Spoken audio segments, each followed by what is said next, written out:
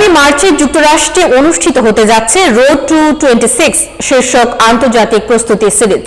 ফিফার আন্তর্জাতিক উইন্ডোতে আয়োজিত এই সিরিজে অংশ নেবে বিশ্বকাপের সম্ভাব্য 4 শক্তিশালী দল ব্রাজিল, ফ্রান্স, কলম্বিয়া ও ক্রোয়েশিয়া। 3টি শহরের 4টি ম্যাচের মাধ্যমে 2026 বিশ্বকাপের আগে নিজেদের ঝালিয়ে নেবে দলগুলো।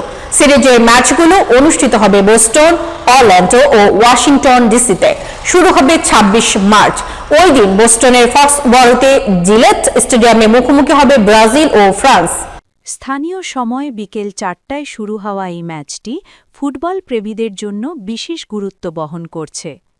1998 বিশ্বকাপ ফাইনাল ও 2006 বিশ্বকাপ কোয়ার্টার ফাইনালে এই দুই দলের ঐতিহাসিক লড়াই এখনও স্মরণীয়। সর্বশেষ 2015 সালে প্যারিসে মুখোমুখি হয়েছিল তারা। ফ্রান্সের জন্য ম্যাচটি আরও তাৎপর্যপূর্ণ, কারণ এই মাঠেই তারা 2026 বিশ্বকাপে গ্রুপ পর্বের একটি ম্যাচ খেলবে। ফরাসি দলে রয়েছেন তারকা ফরওয়ার্ড কিলিয়ান এমবাপ্পে ও 2025 সালের ব্যালন ডি'অর জয়ী উসমান দেমবেলে। ইউরোপীয় বাছাইয়ে গ্রুপ সেরা হয়ে আত্মবিশ্বাসী ফ্রান্স।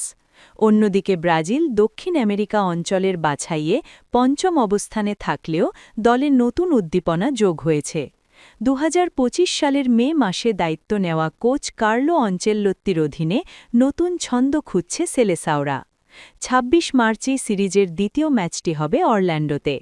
সেখানে প্রথমবারের মতো মুখোমুখি হবে কলম্বিয়া ও ক্রোয়েশিয়া।